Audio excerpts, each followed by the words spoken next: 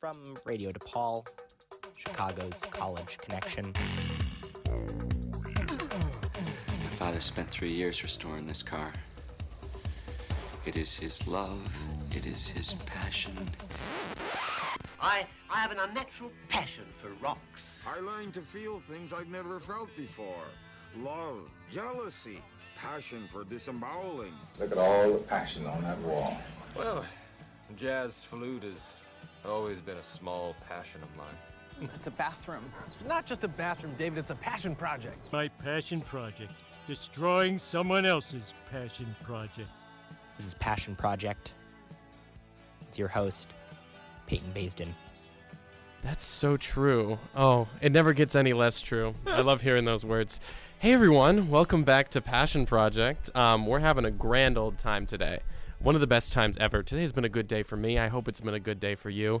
We love having great times. And speaking of us, it's another week. That means we got another guest and we got another chance to learn something new, explore the mind of a good friend of mine.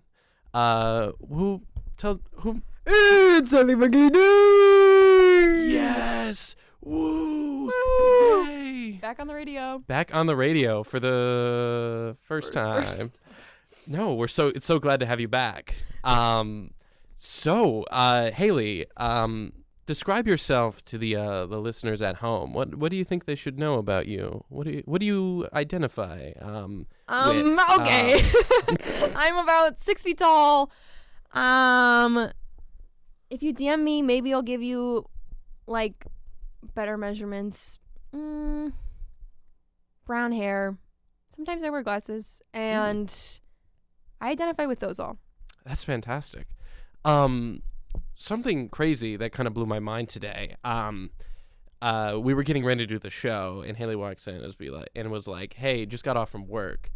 I apologize if I smell like wet dog." And I'm like, "Oh, that's strange. Why would you smell like wet dog? Are you working with wet dogs?" And the answer was yes. So I was very intrigued by this.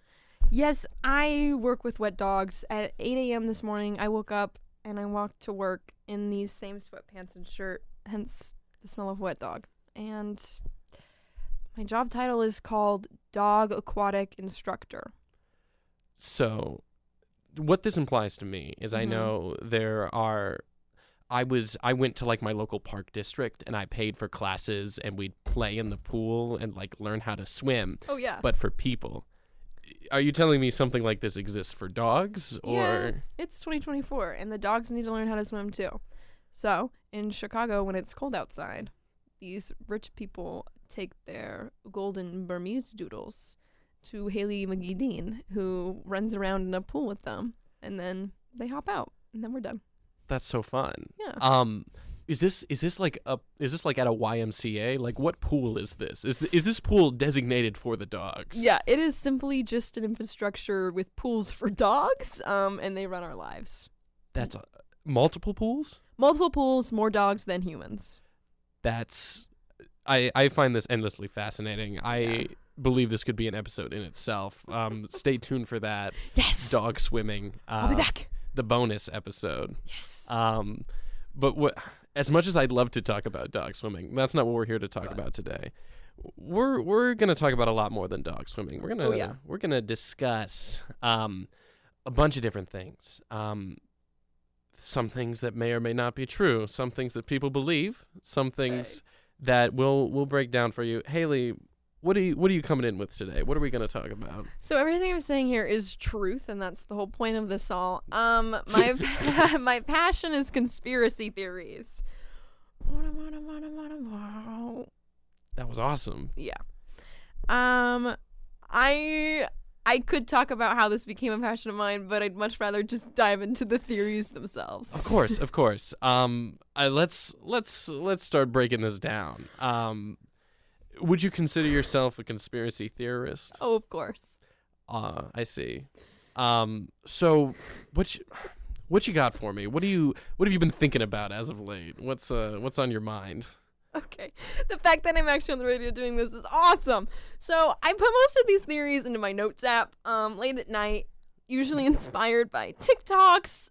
Sometimes a Netflix crime documentary will get to me a little bit too much. Yeah. So the first one that I wanted to talk about, just to kind of get into the style of how a conspiracy theorist, you know, like how their brain works. How they operate. Yeah. Yeah, let's get into the inner workings. Number one theory I have that I wanted to share was, for a while I wanted to be on this podcast to share my theories. Mm-hmm. And Peyton wasn't letting me, so I said, Peyton isn't letting me on the pod because he was sent by the government to influence and infiltrate the radio, preventing the truth. I see. So in hypothetically, I'm a government plant. Hypothetically, my butt. You're a government plant. I'm a government Let plant. me speak truthfully. Created to silence the truth and peddle some sort of propaganda through the medium of the show. Yeah, and that's what most people on the radio are like. That's their career. That is why I do it. To spread, you got to control the flow of information. Yeah, someone has to do it, or Step one. there'd be too much information out there. Mm-hmm. Sorry, my plot to take over has been exposed, but I'm not gonna stop. Thank you for calling me out on it. I was worried no one would. That's why the theorists are sitting here. Yeah. Is to call that kind of things out. Okay, number two. This is gonna hit us hard. Have you heard of not the conspiracy, but have you heard about Nicki Minaj and Megan Thee Stallion? I've heard things were happening. I am not entirely briefed on what specifically is happening. If you could give me and perhaps some listeners a little context. I'll keep it brief because I'm not that informed. But Nicki Minaj got into beef with Megan Thee Stallion, and the main problem there was because you heard the beef was happening, and in my head I went, "Who cares? It's Nicki Minaj." Mm-hmm. But no, Nicki Minaj has been clapping back and getting angry at Megan Thee Stallion, which then it's like, really, Nicki? Like, why did you have to do that? Man. It's before I didn't care, but now she's involved. Mm-hmm. So now I have to care. And then it was actually really embarrassing what she was doing because she's married to a sex offender, and he's not allowed in parks or near children. That's no good. Yeah, which is really easy to make fun of someone for. Mm-hmm. So Megan was really winning, and Nicki's new songs have been kind of crap. Ooh, not a big fan of Everybody. No, because her new lyrics have been really like weird and bad, and they're not as good as like even her freestyles that she'll do for a talk show. So my theory is Nicki Minaj is using AI to write her new music and do her socials and all of her stuff. Okay. So you're observing maybe I'm going to say these words. I don't know if I mean them. Nicki falling off a little. She'll never fall off. But someone has invested a little bit too much into the AI business and is now letting it run her business. So would you accredit perhaps a drop in lyrical quality, a drop in ability to social media well? Yes. To AI taking over for Nicki Minaj. Yes, I think because her lyrics are like, yeah, never, like that's the hitter line. It's like, it's like, it sounds like something AI would write. And then, okay, I have receipts. I have, AI is 100% running her Instagram. If you go to her Instagram page, it's literally AI generated photos. And you can tell, like, I don't think they're trying to hide that. It's like her new look. Okay. It's like her in front of like an airplane in space and it's all pink. Like, of course that's like not real. And then some of her captions. Okay, this is a caption that I think is a clap at Megan, but you won't really know because it's absolute gibberish and it's AI. It goes, imagine being backed by a machine and going up against me, the machine. Imagine spending money on a music video and full campaign only for an audio of a blank screen with just my raps to get more views. A rap I made joking on IG Live in minutes. Okay, bow emoji. Broke Apple Music and YouTube Records, bow emoji. Now we waiting on Spotify, bow emoji. Who wanna play with Nicki? And then a laughing emoji. Spotify ain't gotta lie. This is what happens when you think fake bots, paid blogs, and fake stunts. Whoa. Something really stuck out to me there. Pink bows. The pink bows, yes. A lot of them. But didn't Nicki claim to be the machine? Yeah, so that's why I think she would really enjoy AI. And so this is not even a conspiracy theory anymore because it's the absolute truth. I know Nicki like the back of my hand. She invested in AI and is now like having to use it because she invested in it. Do you think it's paying off? No, and I think she's like, well, crap. She's really struggling right now. She's backpedaling. Floundering. And there's a lot of hashtags at the end of this, too. Heavy on it is one of them. Hashtag heavy on it. Hashtag heavy on it. Hashtag gag city. And then who mad? So, like, you don't even know what she's saying. Like, she's just saying phrases. It did not make sense there at the end. I liked the bow emojis, though. Oh, tons of them. Really, really chopping it up. Yeah. Okay. So, Nikki has been replaced by a robot version of Nikki. I think she's investing too much in AI.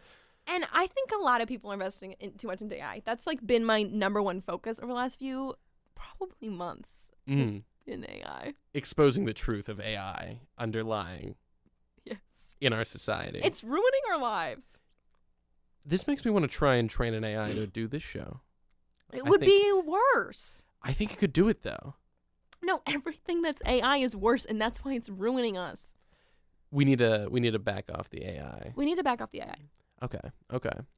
Because part of the reason why I was assigned by the U.S. government to do this was to promote AI-based I know, and I know this for like, work. I want to make an AI version show, and yeah, that's how you get your bills paid. It's just appeasing the government. That's true. I would save so much money making this show if I could use AI.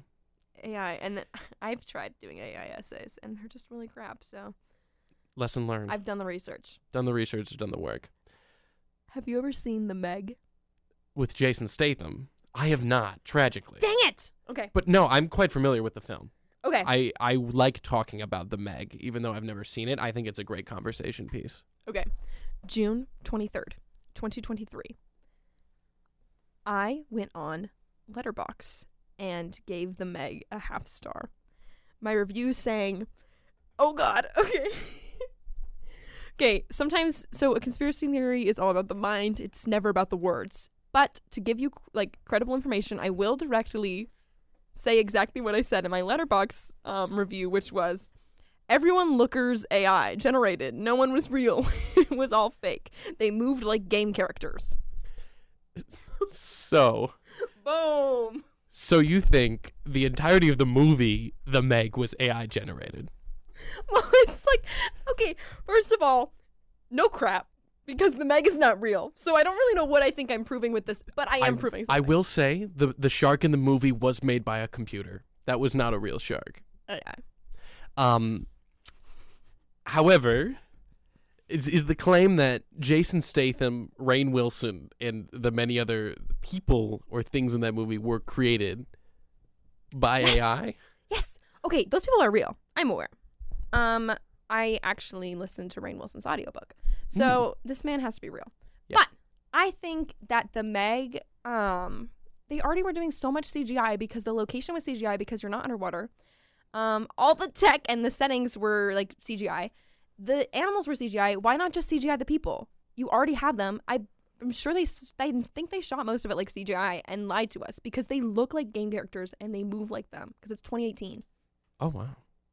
Something though I appreciate on your end is the typos in the review, so people know it wasn't written by AI. Oh, that's why I said that's why on June 23rd, 2023, I said everyone lookers AI generated.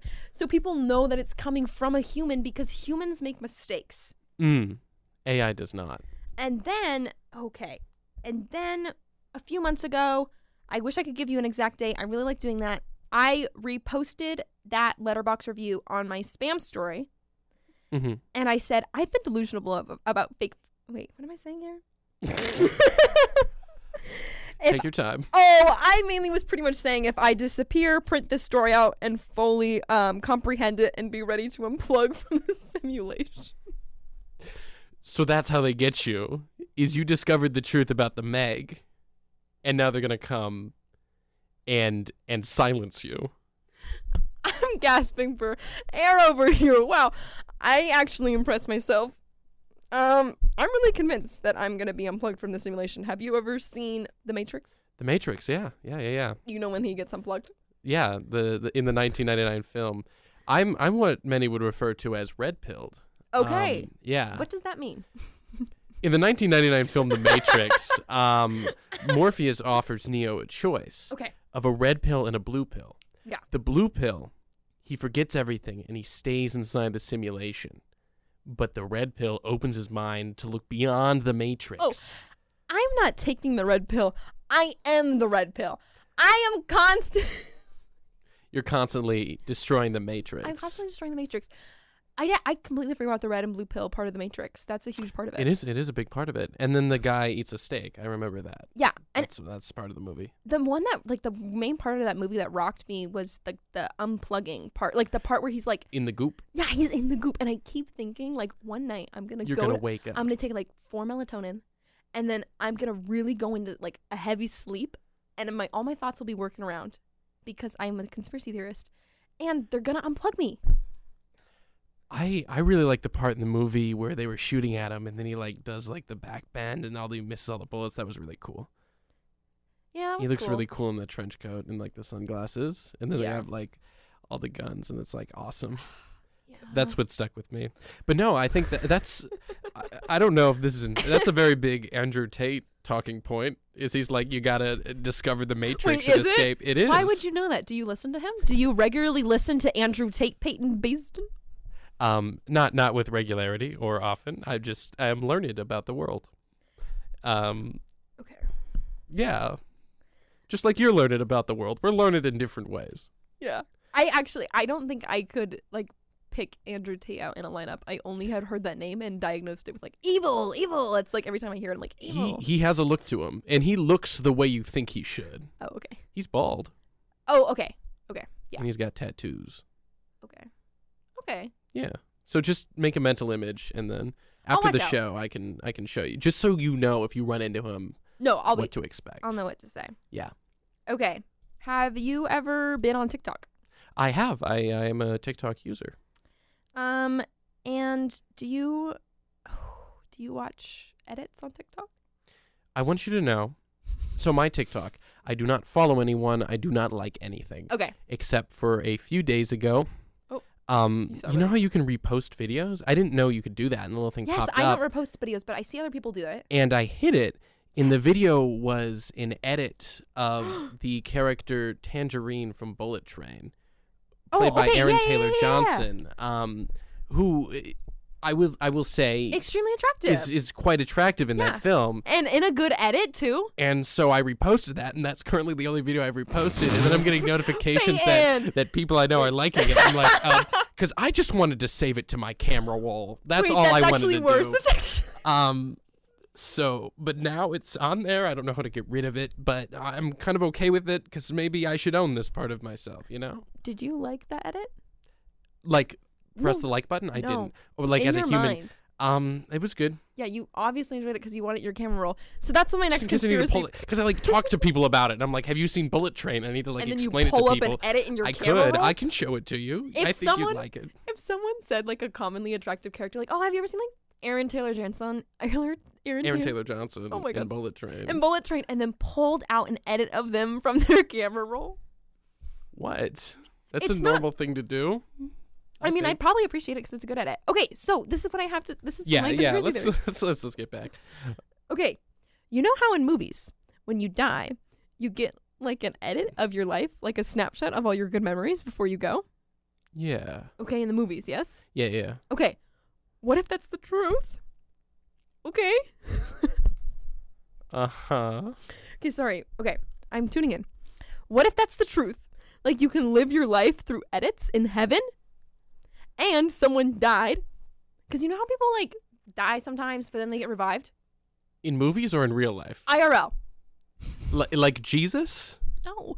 Like, have you not heard someone be like, oh, I died? Like they drowned for a minute and then they were revived? Oh, okay. Yeah. Okay, so my theory is that happened to someone, okay?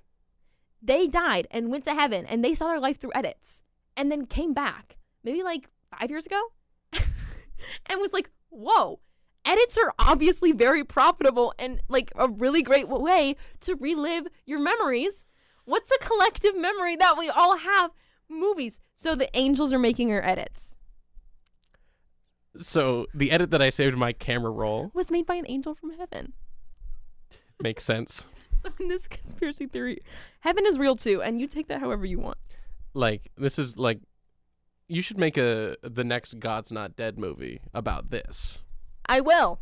I'd love to see it. You can create entirely AI characters. You can use AI Jason Statham. No, you have to be AI. It actually takes everything in me not to AI my essays because I think like I can't buy into the system. You got to fight it. You have to fight it or we'll all be trapped. We're on track to a Matrix world. The AI will take over. We're all going to be in the goop. We'll be in the goop sooner or later. That's the only way this ends. Goop. Okay. To research, I'm moving on to my next topic quick because we've got it. I'm the host now. Okay. Yeah. Hit me with it. We have to get to this part. This is huge. And I actually have a lot of questions on it. Okay, so to research this podcast, I watched conspiracy theories online. And I watched, for the first time, I watched a Joe Rogan video. Awesome. Because it had 6 million views. I was like, whoa. And it was not even made by him. It was like an hour of his best theories when I looked up conspiracy theories. So I didn't know he was a theorist. Did you know? No, I did not. I know things about him. That wasn't one of them. Okay, the bomb I wanted to drop was, do you believe in the moon landing? Like the moon land. So yeah, Joe Rogan had some theories on it. I assume his theories is that it didn't happen. Of like course, people did not step their feet on the moon. No, in all of these scenarios, the moon didn't happen, or the moon landing didn't happen. Okay, what is Joe Rogan saying to support this? Okay, my favorite. So he has a lot on this, and I will say about 5 minutes into the video, I did think he sounded like Tweaker from South Park, and I could not stay focused on what he was saying anymore, and I was like, crap, I can't buy into this anymore. But he said Stanley Kubrick. Stanley Kubrick directed. He filmed. Filmed the moon landing. Okay. Because if anyone was gonna do it, it'd be Kubrick. Then so true. Another part to add on to it is that space isn't real at all. So a while ago, BCE, some historical people, I don't know, somewhere in Rome, they said, let's make one government. How do we rule all the people? And that's when they invented space. Oh. Right. Okay. He has been hit in the head a lot. Yeah. Unrelated. Just note that. Note it. Interesting. Intriguing.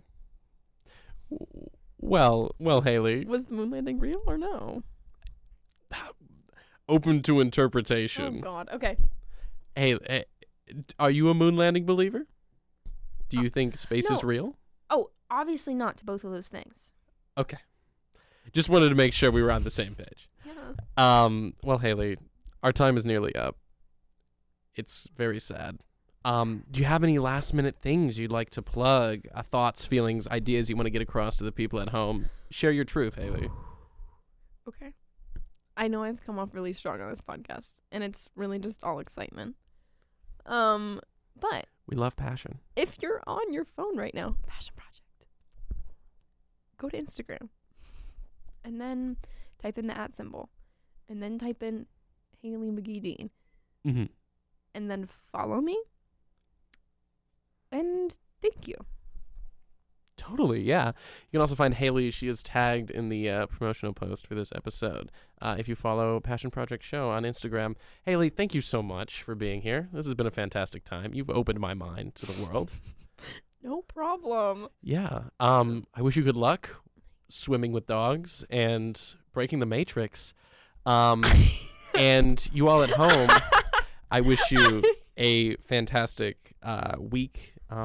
I'm sending so much love to you, to everyone in the world, real or not. Not to AI, though. We hate AI. Anyways, stay frosty. Have a great day. Go team. Go demons. Hi, this is Fred Dunn. Genuinely? Jamie, Kevin, Sean, you were great. Charles, from Stamping.